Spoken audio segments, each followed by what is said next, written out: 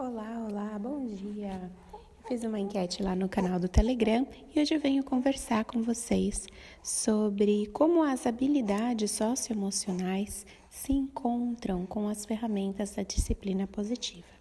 Eu venho trazer para vocês o que a doutora Jane Nelson chama de 7 percepções e habilidades significativas. Essas 7 percepções e habilidades são formas de desenvolver as competências socioemocionais que criam aí habilidades de vida, de vínculo para longo prazo no caráter dos nossos alunos dentro da sala de aula. Então, eu vou tratar aqui para vocês essas 7 habilidades nos próximos áudios, tá bom? São as 7 percepções e habilidades significativas. A primeira percepção a ser desenvolvida no ambiente de sala de aula para cultivar competências socioemocionais através da disciplina é a percepção eu sou capaz, né? Para desenvolver essa crença nas suas próprias capacidades pessoais, os jovens ou as crianças, eles precisam de um clima seguro, onde eles possam explorar as escolhas e também explorar as consequências das escolhas, as consequências naturais de comportamentos, né? Isso sem julgamento sobre fracasso ou sucesso, sem intervenções que geram culpa, vergonha, dor, humilhação ou segregação. Mas é importante que eles tenham esse espaço para explorar as consequências e o efeito das escolhas que eles fazem, né? E a disciplina positiva, ela trabalha com o encorajamento. Então, nós devemos encorajar os nossos alunos a acreditarem que eles são capazes de realizar escolhas em suas interações sociais com os outros alunos e que eles são capazes de agir com comportamentos respeitosos, com comportamentos que constroem um vínculo de comunidade entre ele e os outros alunos. Então, nós devemos passar essa mensagem para os alunos, tanto de forma implícita quanto de forma explícita, de que eles são capazes, né? Lembre-se de que quando você faz as coisas pelos seus alunos, coisas que eles já sabem fazer, você está transmitindo a mensagem de que eles não são capazes, né? Lembre-se também quando você resolve um conflito para os alunos, por exemplo, já coloca um de castigo de um lado, outro de castigo do outro, já aponta quem foi o culpado e quem foi a vítima com a sua própria percepção de adulto, você está comunicando implicitamente. Vocês não são capazes de refletir sobre o conflito e resolvê-lo, né? Nós sabemos que os alunos precisam da nossa mediação para resolver os conflitos, precisam da nossa mediação no momento desses comportamentos desafiadores, mas nós precisamos comunicar que eles são sim capazes, com o nosso auxílio e cada vez com menos auxílio, de se virar, de resolver ali as situações, tudo bem? Então, a primeira das 7 percepções se chama eu sou capaz. Até a próxima! A segunda percepção necessária para o desenvolvimento das competências socioemocionais é a seguinte percepção: eu contribuo de maneira significativa e eu sou necessário. Então, quando nós construímos um cenário de sala de aula, uma dinâmica, uma rotina, a qual comunica que a contribuição dos alunos é válida, é necessária, que eles têm uma voz naquele ambiente, nós desenvolvemos importantes fundamentos para as relações ali primárias entre os jovens e as crianças, né? As crianças e os jovens, eles precisam da experiência de serem ouvidos quanto aos seus sentimentos, pensamentos, ideias e de serem levados a sério. Então, não somente escutar as ideias e falar, que legal, vamos seguir aqui com o que eu já tinha planejado, mas realmente levar a sério. E se a ideia ou a percepção deles, a sugestão é algo que destoa muito do clima, destoa muito do que é proposto na aula, ajude-o a refletir sobre a adequação daquela ideia, mas sem desprezar essa ideia, né? Sem matar esse senso de importância do aluno, né? Os alunos aprendem que podem contribuir de forma significativa, principalmente no processo de resolver problemas, e que eles podem acompanhar o processo, né, com a sua ajuda, até que sugestões vão sendo escolhidas pelos amigos, pelo grupo.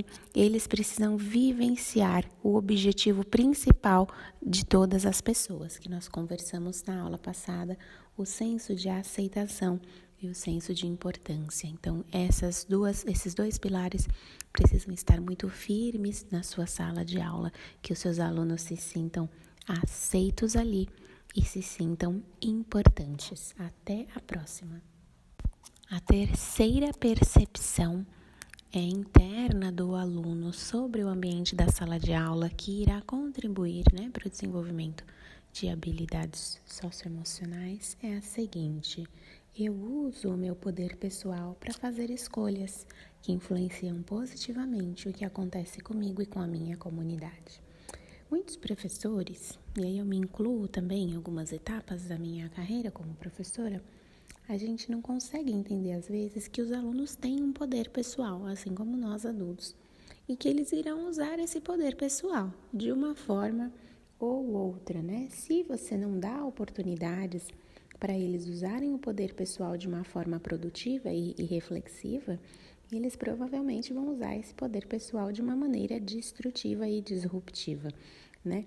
Então, para entender o uso saudável desse poder pessoal, as crianças, os jovens, eles precisam de oportunidades, né? Eles precisam exercitar esse poder pessoal aí de uma forma que eles são responsabilizados por suas escolhas e pela influência sobre os outros, mas que eles usam esse poder pessoal de uma forma produtiva, de uma forma criativa, benéfica para o grupo, né? Eles precisam aprender a compreender e aceitar esse poder para criar um ambiente positivo, né? Uma sala de aula de disciplina positiva, ele é lugar onde os alunos podem vivenciar, que é permitido cometer erros e aprender com esses erros, né? Existe uma frase que diz: não é a experiência que nós não aprendemos com a experiência, nós aprendemos ao refletir sobre as experiências. E é justamente o uso do poder pessoal entra justamente aí.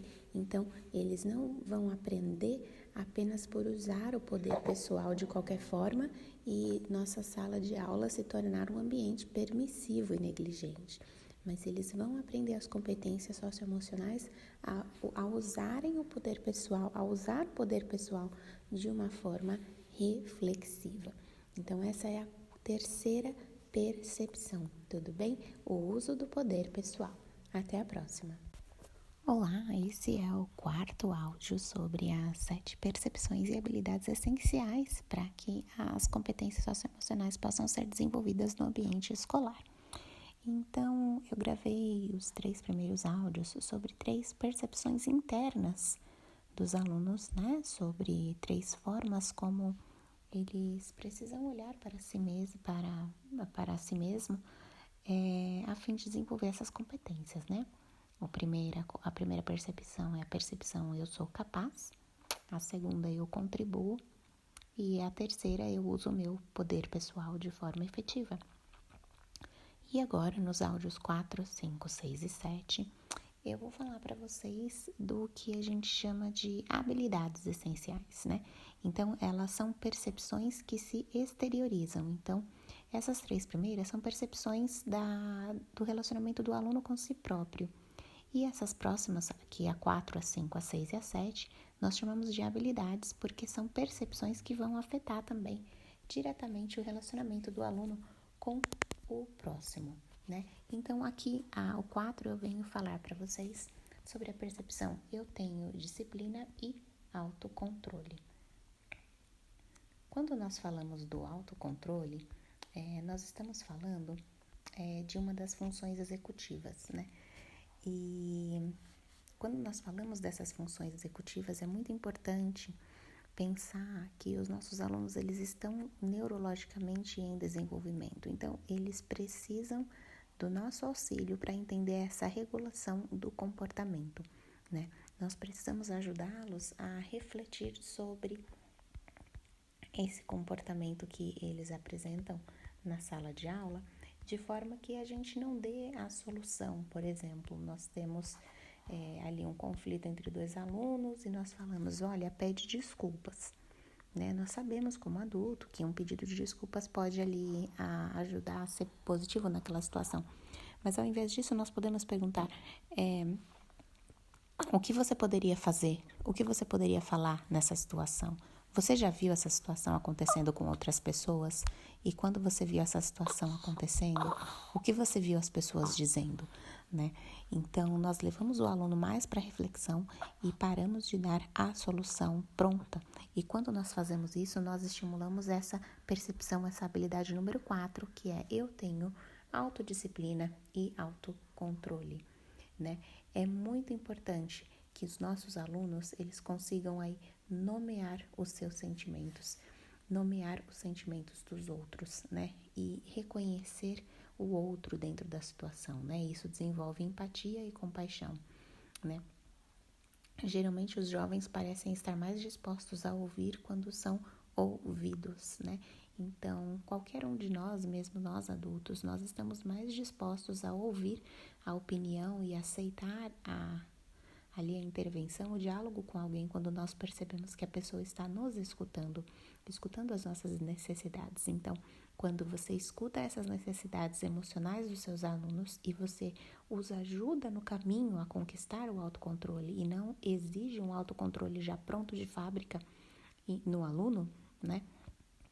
Você está ouvindo a necessidade socioemocional do seu aluno e ele vai estar mais disposto a ouvir e a aceitar a sua intervenção. Né? Em um clima não ameaçador, a doutora Jane Nelson nos fala, os jovens, as crianças, eles estão dispostos a assumir responsabilidades por suas ações. Eles aprendem que o que eles sentem, raiva, né, por exemplo, é diferente do que eles fazem, tipo bater em alguém. E que embora os sentimentos sejam sempre aceitáveis, algumas ações não são. Então, é muito interessante traçar essa fronteira com os seus alunos, o que se sente e o que se faz, né? Os sentimentos, eles sempre são aceitáveis e eles existem em todas as pessoas, porém, algumas ações geradas através desses sentimentos não são aceitáveis. Então, o sentimento de raiva, ele precisa sim ser validado, conversado sobre esse sentimento de raiva. Qual é a raiz dessa irritação, a raiz dessa raiva? Como controlar, como equilibrar os sentimentos após um momento de raiva, para que a ação inadequada não ocorra, neste caso, bater em alguém, né? Os alunos desenvolvem autodisciplina e autocontrole por pensar na consequência das suas escolhas e por aceitar as sugestões de soluções dos outros alunos, dos outros professores também. A noção de convidar os alunos a explorar as consequências das escolhas é bastante diferente de impor uma consequência, o que normalmente é uma punição mal disfarçada. Então, nós temos aqui essa situação da raiva, da ação de bater. Então, nós podemos conversar sobre quais são as consequências quando se bate em um colega, né? Ao invés de imediatamente tirar aquela criança do convívio, mandar para a sala da coordenação, suspender da aula, né? Ao invés disso, vamos conversar sobre quais são as consequências, quais foram as consequências dessa ação impulsiva de agredir um outro colega. Isso não é aceitável, isso não pode acontecer. E quais são as consequências quando isso acontece? O quão ruim isso é para todo o grupo, tá bom? Ao explorar as consequências das escolhas, nós estamos ajudando os alunos a aprender com os erros, ao invés de tentar esconder os erros ou defender os erros. Então, a chave para desenvolver essa percepção número 4, que é o autocontrole e a autodisciplina, é promover um ambiente no qual os nossos alunos eles estejam motivados a resolver e aprender com os próprios erros, ao invés de esconder o erro ou defender e justificar o erro. Então, essa foi a percepção número 4. Até o próximo áudio.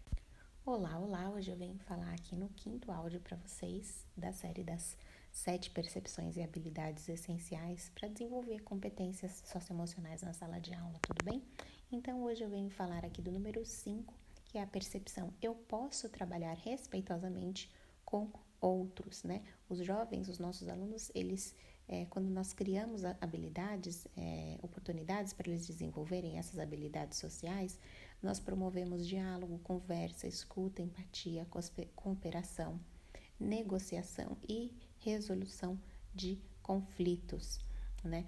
Então, quando nós estimulamos os nossos alunos a trabalhar respeitosamente uns com os outros, não somente no momento de aula, no momento de produzir algo, mas no momento de um jogo, numa interação, numa contribuição para manter a sala limpa, organizada, uma contribuição para distribuir as tarefas aos outros colegas, uma contribuição ao buscar documento para o professor na secretaria, né? Então, existem aí diversas formas que nós podemos colocar os nossos alunos para trabalhar na sala de aula e estimulá-los a entender o quanto esse trabalho em favor do grupo, ele promove o respeito, né? Então, nós não podemos rotular o respeito apenas como o que é respeito, é dizer, por favor, muito obrigada, desculpe, com licença. Essas são palavras de cordialidade, né?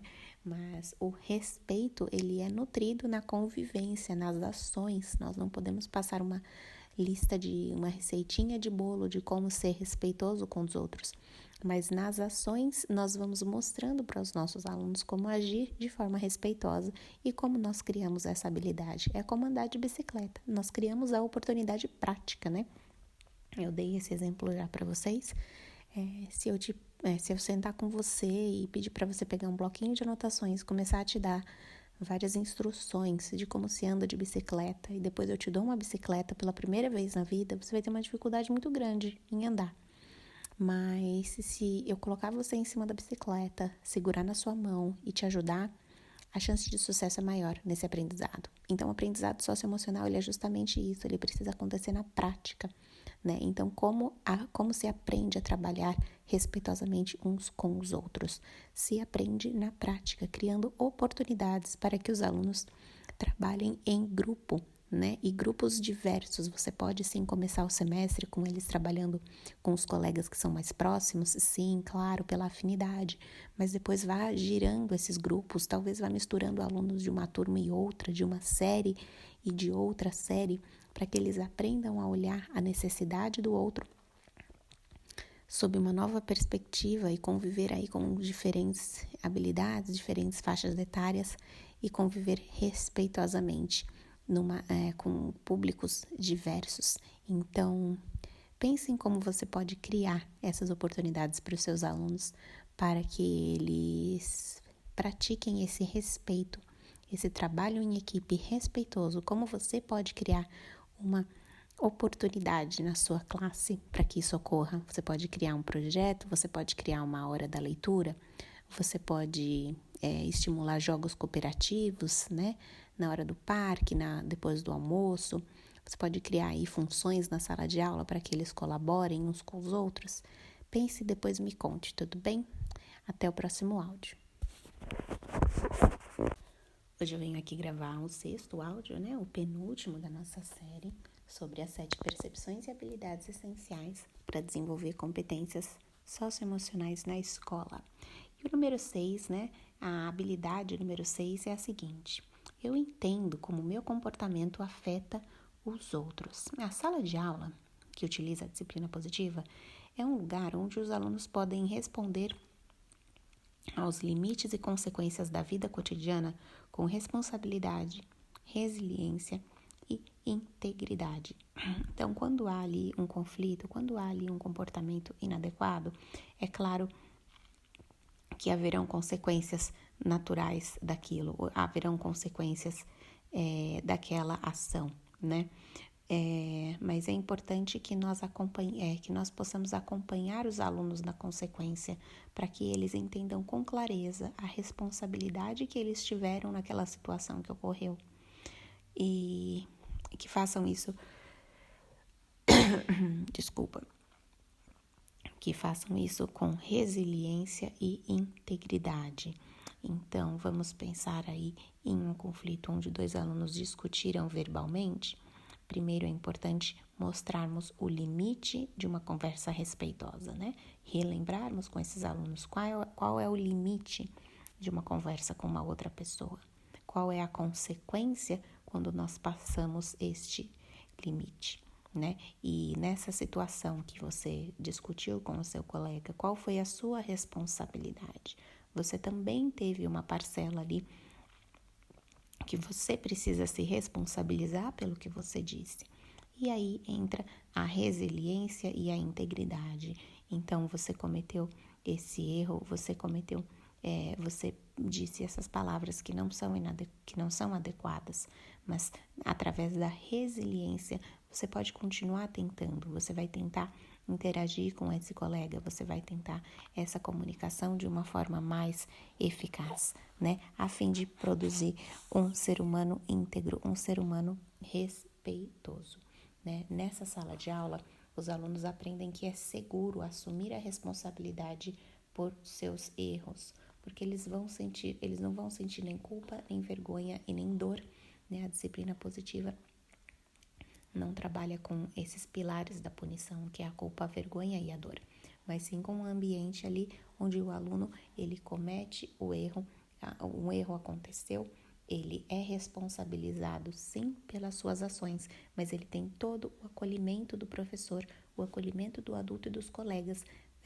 para aprender algo através de uma reflexão daquela situação, né? Os alunos aprendem a desistir da mentalidade de vítima e culpar os outros. Por exemplo, foi o professor que me irritou e aí eu falei isso, ou o professor de ciências me deu uma nota baixa e aí eu falei tal coisa, né? Então, eles saem dessa mentalidade de vítima e de culpar os outros para uma mentalidade de responsabilidade, né? Então, eu fiquei frustrado com a minha nota e acabei descontando em alguém. Então, essa diferença de mentalidade é muito importante também.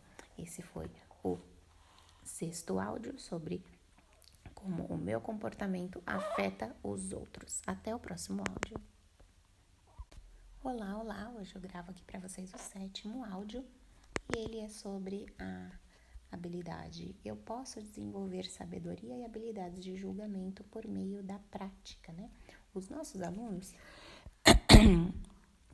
eles vão desenvolver as habilidades de julgamento apenas quando eles têm oportunidades de avaliar problemas, né? Estando ali socialmente conscientes e cientes do que está acontecendo ao redor deles. Quando a gente priva os alunos da reflexão sobre as situações cotidianas, nós também estamos privando-os de desenvolver essas habilidades de julgamento, né? De análise do que aconteceu, né? Quando o problema surge em uma sala de aula de disciplina positiva, é muito interessante que os alunos explorem o que aconteceu, o que causou e como o comportamento de uma pessoa afetou o da outra. Então, essas 3 perguntas são muito importantes. Aconteceu um problema ali na sua turma? Ajude-os a explorar. Primeiro, o que aconteceu? Segundo, o que causou isso? Terceiro, como o comportamento de um afetou o comportamento de outro, né? E o número 4, o último, é o que fazer para prevenir esse problema no futuro, tá bom? Então, esses 4 pilares aí são muito importantes para desenvolver essas habilidades de julgamento e análise. E eles são uma alternativa aquele famoso por que você fez isso? Ou quem começou, né? Ao invés disso, ajude os seus alunos a entender. Eu vou repetir para vocês. O que causou, o que aconteceu, como o comportamento de uma pessoa afetou o da outra e como prevenir isso no futuro. São alternativas positivas e construtivas àquela famosa pergunta: quem começou ou por que você fez isso? Tentem aplicar essas 4 perguntas a próxima vez que um problema acontecer na sua sala de aula.